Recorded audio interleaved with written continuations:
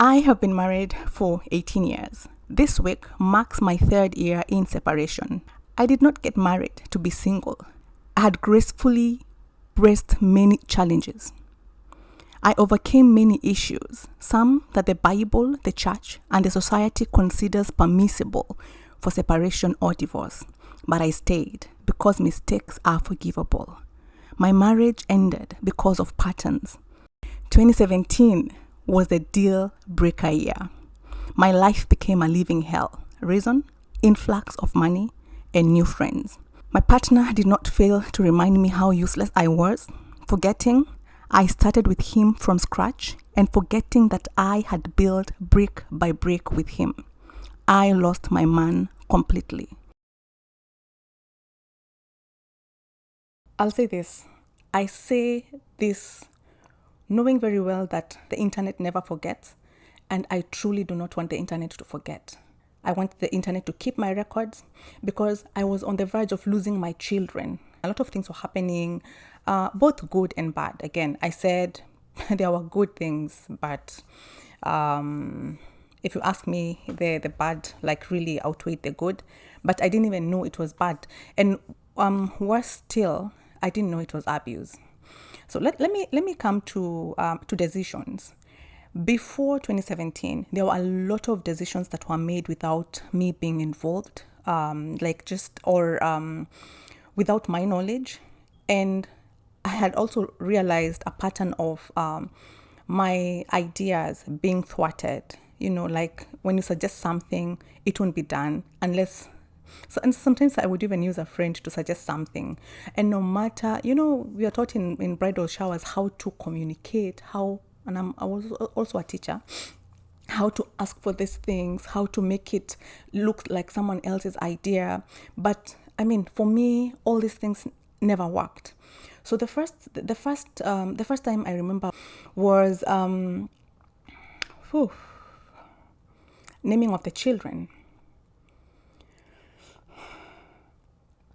And I'll say this. I say this knowing very well that not Facebook, but YouTube or the internet never forgets. And I truly do not want the internet to forget. I want the internet to keep my records because I was on the verge of losing my children. And when you see me with all this, I don't know whether there's a word like braveness. When you see me this brave or this bold to give my story, is because I know where I was, and I know the risks that I stand even now. So let the internet not forget. My children do not have access to my YouTube channel, not access, but they don't watch my YouTube channel, and they're not even interested, and they wouldn't even want to.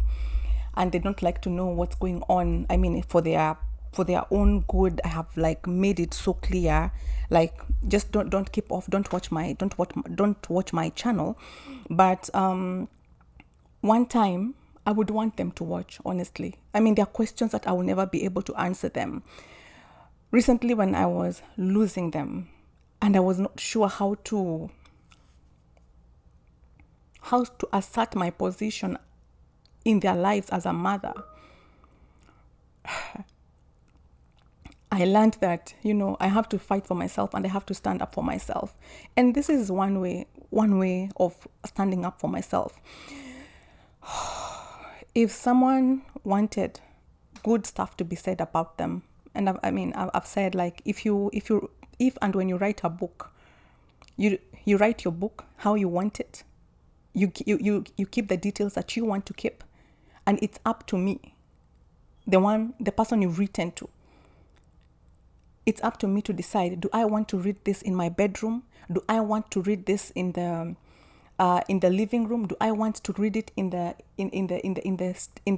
stadium? So it's up to me. And so for me, I've decided to read my book like this publicly. I've read it in private for years. What happened? What changed? Nothing. So I'm reading it publicly, not just for me, but because I want someone else to learn. And more specifically, like, I want to say a man, a woman. I want someone to learn from all these things that I'm talking about. It will be a win for me if someone says, oh my goodness. So these small things that I do can cause this harm. These things that I don't change can result to a lot like this. So I mean, I really, really hope that this is going to help somebody. Maybe not continue doing the things I do, or open someone's eyes to maybe ask questions that are not asked. Ask hard questions. So I'm pregnant. Every pregnant woman wants to start buying clothes for their child. You want to know what your child is gonna be called. So I come excited, asking my partner, what are we gonna call our baby? And he says, I don't know. Then I give suggestions. If it's a girl, can we call her like your mom's name? I mean, it's obvious. Traditionally, the second name is the mom's, but I'm asking the first name. Can we call her your mom's name? No. Then can we call her your mom's name, but like shorten your mom's name? Because when you shorten her mom's name, it's fancy. And he says no. Okay, I have three friends. We were four girls who were pregnant at almost the same time. So I come with books. They give me papers that they printed. They give me books that they have. They've already picked up their names. So I come with these books and I keep asking, what can we call them? What can we call the baby? What can we call him or her? We go through these books, and he says, I don't see any. Oh my goodness, you don't see any from more than 1,000 names.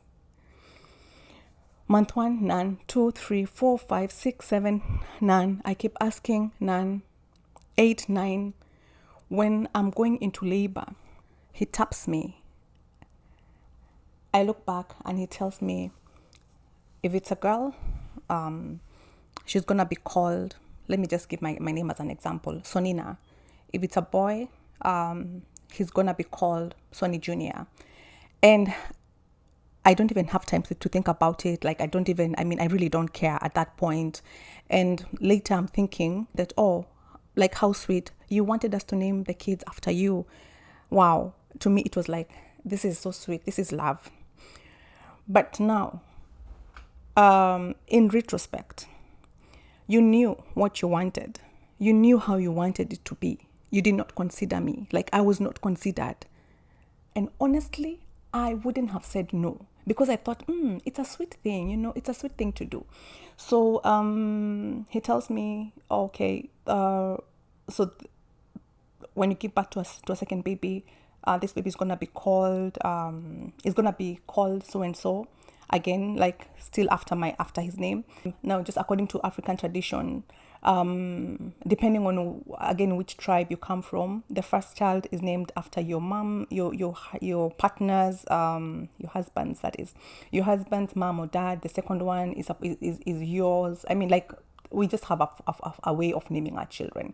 So he tells me the second one is gonna be yours. I mean, regardless of the sex, but the first name is gonna be this. And so so that is established. I think why I sigh right now is, like, just realizing how much of a puppet I was, and how much of, like, total control someone was taking over my life. I think it's, or how disrespectful that was. I think it's noble for you to tell me and for us to discuss. So when I gave birth to my third child, but before giving birth to the third baby, we had agreed we're gonna space the children 2 years. So when I get to that point, I'm ready to give birth to I'm ready to conceive my third born. And he says, no, not now. And he was in school, and he says, you're going to do it when I'm done with my degree. And I'm like, why? I mean, we had agreed this, and I want them back to back because of whatever. And he says no. And remember, I talked to the mom, and the mom tells me, oh, you just get pregnant. I mean, he's a guy, you're the lady. And I tell him, I'm gonna get pregnant and you won't know. And he tells me, if that happens, I'll be telling you this is your child.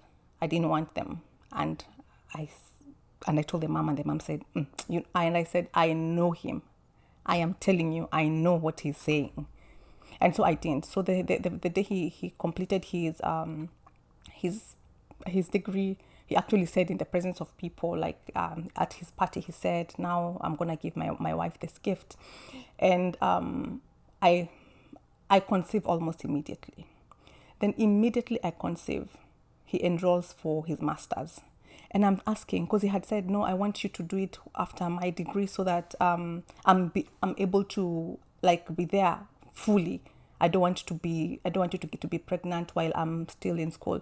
Then immediately I conceive, like the first month.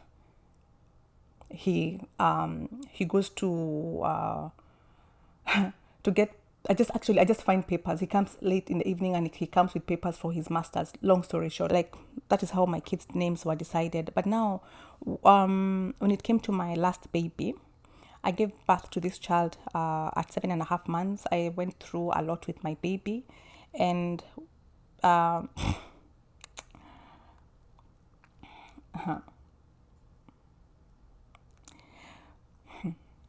you know, when I went to the hospital, when he took me to hospital, my baby was having cardiac arrhythmia, and it was so bad because I was going to lose this child. So I was told, you're going to be admitted for 2 weeks. We are going to give you two jabs to help the baby's lungs expand. Then that's when you're going to like deliver. So the same night I was taken into hospital, I mean, it was like really bad. The baby had cardiac arrhythmia, so her heart rate would go to 110, come back to 8, go to, I don't know, 100. And I mean, it was like really bad. It used to go up and down. So by the time he was leaving the hospital, the doctors had actually like strapped that machine that was checking the baby's heart rate on me, and it was almost an emergency. It was an emergency. But he told me when he was leaving the hospital, he told me, I'll get home, and when I get home, I'll sleep until tomorrow because I'm so tired.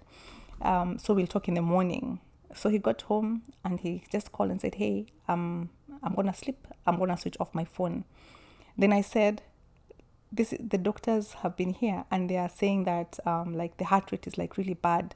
And yeah, so I gave the report. I said I was so scared. Like I had so many doctors around me. They had been there several times, but yeah, he said, oh yeah. Oh, we'll pray. I mean, he prayed for me and he said,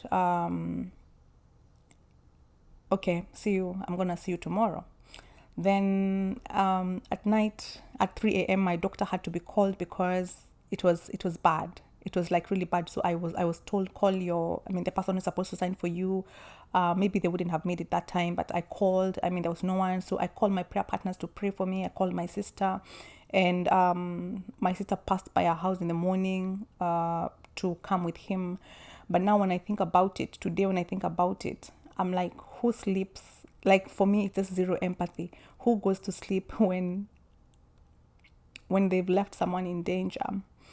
So this is something that I experienced like throughout, and that really hurt me so much, and just to see how comfortable someone can get in when you're in your pain, and someone is so comfortable. I thought that time I didn't think it was anything. That's why I'm saying I was happy.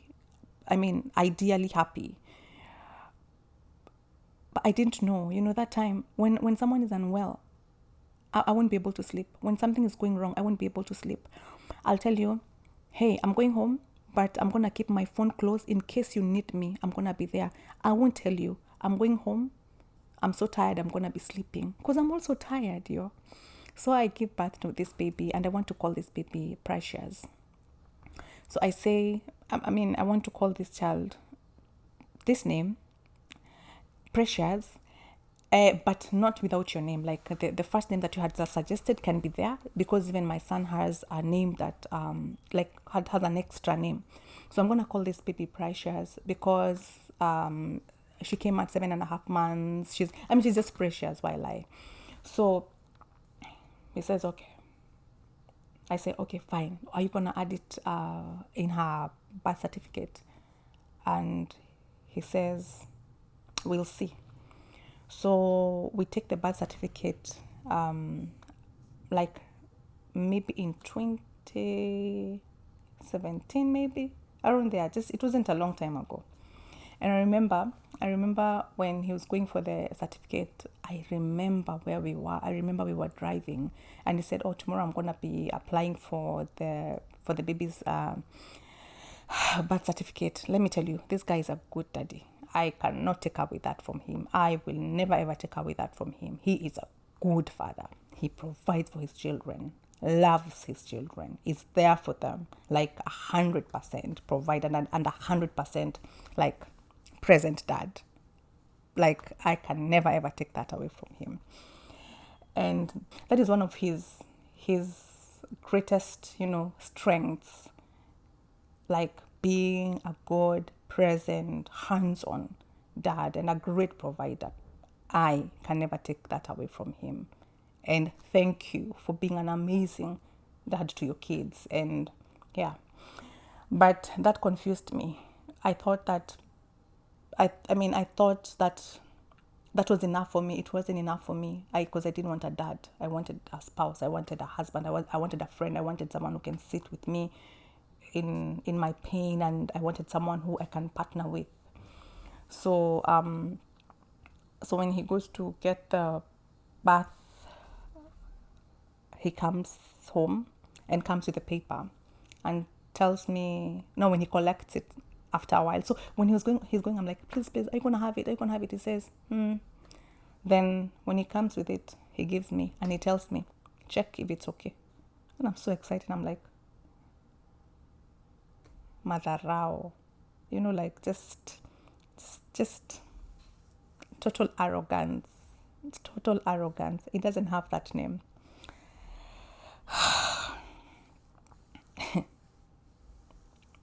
It doesn't have it. But because I was actually like, this child, we've called her this since day one. Can we just do that for her as well? So he doesn't have it. And he just wants to make me feel bad, Yeah. So other major decisions that had happened before were this time we wanted to buy land. No, we didn't.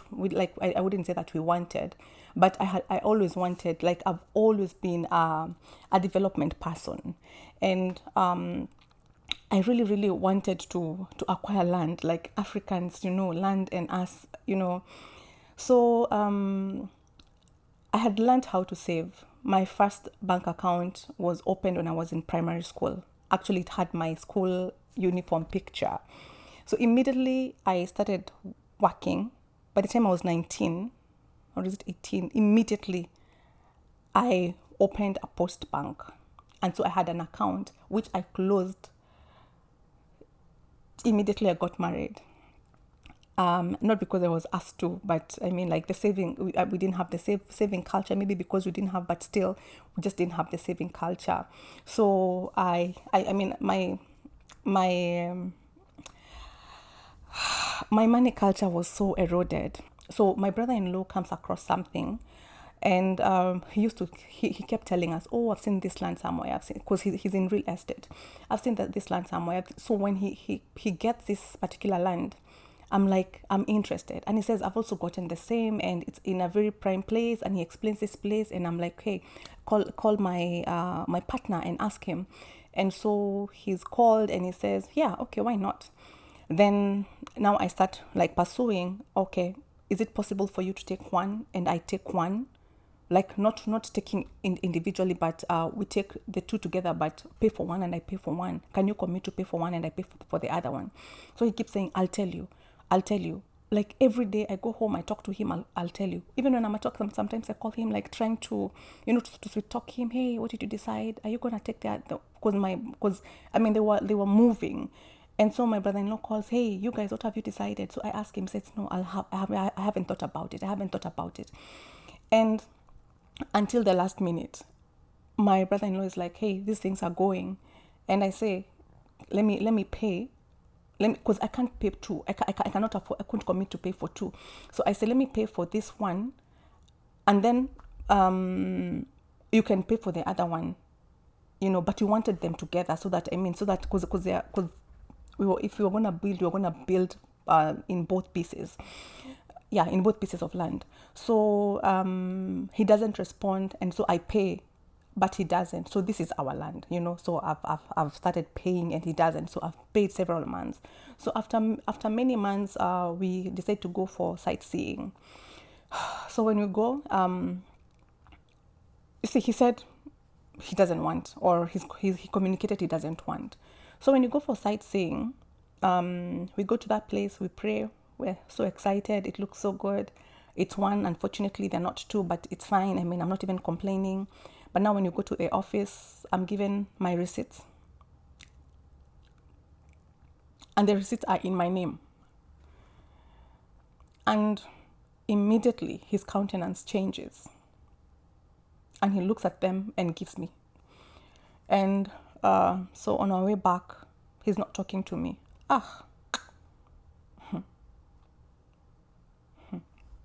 He's not talking to me. So I'm like, hey, what's up?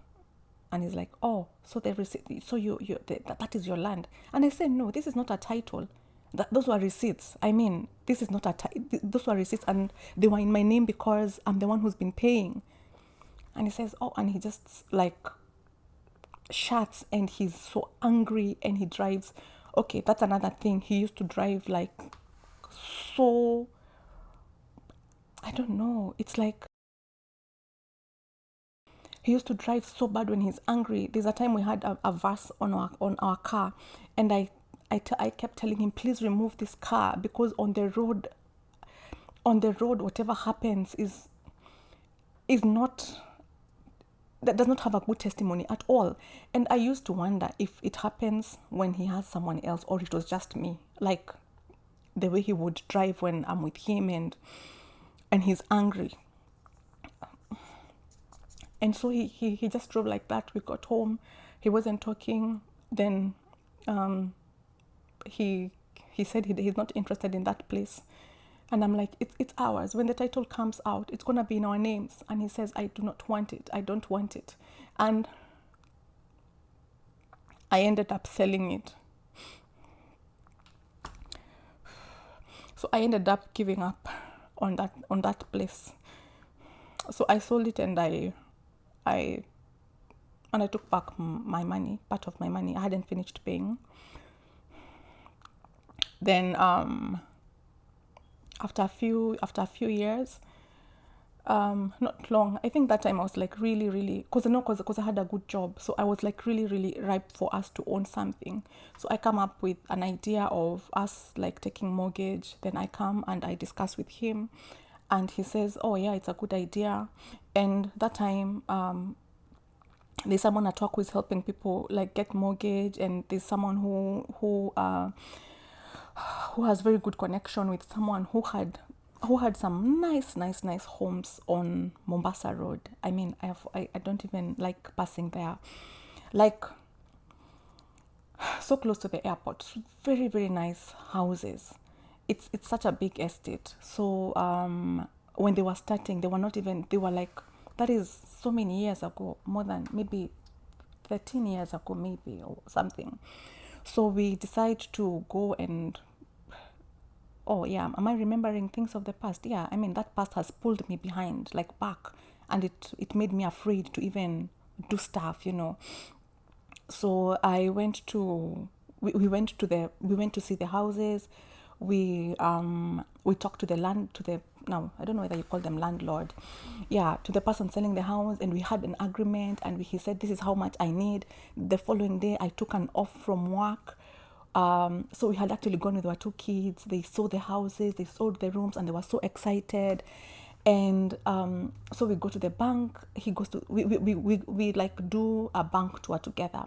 So we go to different banks and we get to hear what the what the mortgage rates are and our chances, and he gets his deal, I get my deal. So we are all like going to take money from our banks and do whatever we needed to do. So we are set. This money is going to be enough. And then my workplace was going to give me like the balance. Then these are what I was going to pay. So we start. I'm excited. The kids are so excited. We are so excited. And the house that we were being shown was ready and just waiting for us to do that and just like move in. And now we are thinking we're gonna move into our house. Like the amount that we were paying rent at that time at our house is almost the same we were gonna be paying. So I come home, like I don't know what days, but I come home. One day we're supposed to like do the process tomorrow, and the guy is not talking to me. The guy is like has an attitude, and I'm like, hey, okay. I just get so tired. I wish I was getting that tired then, but I think now I just get so tired. So, in the morning when I wake up, I'm again organizing. No, I wasn't organizing anything. I think I just pulled some papers and I saw bank papers drop, and he had already signed for his loan. Yeah, and I'm like, Allah, oh, you've already taken your loan. You've started your loan process. And he says, with a lot of anger, he used to put a defense. I know that used to be a defense. Like when you don't want to be asked something, like you put up a defense. He says, yes, I'm taking a loan and I'm taking it to buy my brother a car for his taxi, to start a taxi business. And I'm like, what? We were just like going to mortgage, and this is what he said, this is what I've decided. And anyway, done, gone. And that is how it ends. I remember that day I just went to work crying. In a mat. I was just crying. I was so hurt. I was so like discouraged. I did not know what to do. And why I'm saying this is something for 13 years, because we never owned a house. Like we never did. And he just intimidated me into like bringing ideas. He frustrated all my ideas, like anything I said. Even later, like years later, when now we come to open church, I know people saw me do so many things in church and do a lot of programs, but if you only knew the frustration I was going through behind the scenes, if you only knew, like I just asked someone the other day to send me a screenshot of another time I came and we had a youth meeting. No, I've just like jumped like to 2020, 2019, maybe 2018. So we had like had a meeting with the youth, and we had come up with a name for the youth and all that. Then he comes, so like he wasn't in the meeting. So I mean, I did start the youth program, and I didn't grow it, but it, I mean, I watered. I don't know who. I mean, I did a lot of work with the youth. I started with one youth member, and by the time, I mean, I don't know. By the time I was leaving that church, it had so many youths. Like it had so many youths, and we had so many youth programs. So we had a youth meeting, and we came up with a few names. We came up with our mission, and I wouldn't do anything without sharing with him, so I would share with him. Then we came up with the youth name, and when we came, so the youth now started calling us, I don't even know whether I want to say that name. It was just almost a name like the church's name. And he came and said, I do not want this name. And I said, but we've already embraced it. The youth have already embraced it. They chose it. It was CW's, yeah. And he was like, I do not want, because I came from a youth group that had almost the same name, like my youth group was called CAs. He said, this is like, I said, but this is our initials for the church. And I said, I cannot, because we're already like, you gave me the permission to do, like, to go ahead. And the youth are already conversing, and they started calling each other, like, that in the chat. And he was seeing the chat, and he said, I do not want it. For what reason? No reason. So he wrote, like beneath the conversation, because someone had already like changed the icon and changed the name, and he wrote beneath there, I do not want this name. See, this is not the first time. Like, we would come up with like small group names, and then when we come, like, we call ourselves like the 12 tribes of, I don't know, Jacob, who I don't know whose tribe. He says, why don't you call yourselves the, like, it was nothing like, oh, you did not pass it through authority. It was just like frustrating me for nothing. If I can tell you, I have like 100 examples of like the frustration. But for me, that one was mega, because he just wrote it on the group. And this is because this was after he had money, and now he was not afraid of showing his true colors, and he didn't care showing this other side of him. So now I give you examples of like the past, but now when it came to the present, so now it moved to small decisions after money. Firing and hiring of house girls is his. I counted like 6 house girls that he fired.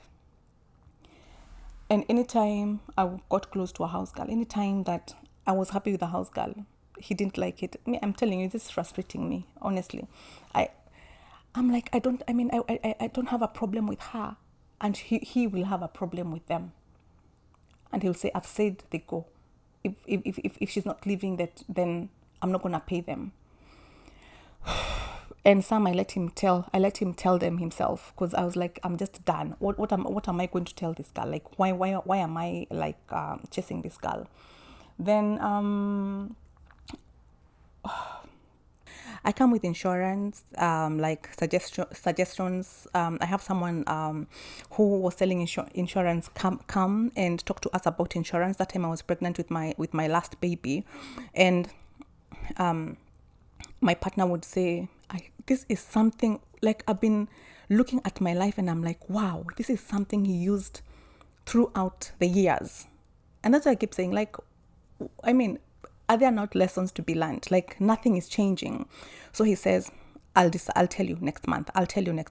So this girl, Faith, came to our home every month, like first, second, third, fourth, fifth, until she stopped coming. Then recently, so this is like my daughter is 12 years old, so it's 12 years ago.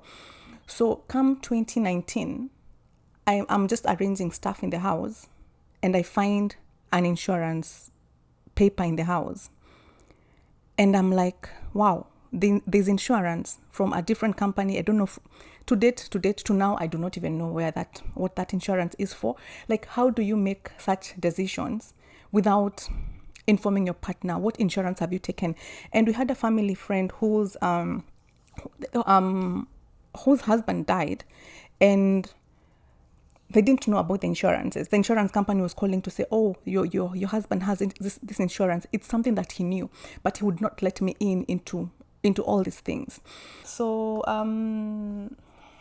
so when it came to like decisions, it was my way or the highway, and it took me so long to learn that. But now the deal breaker was here.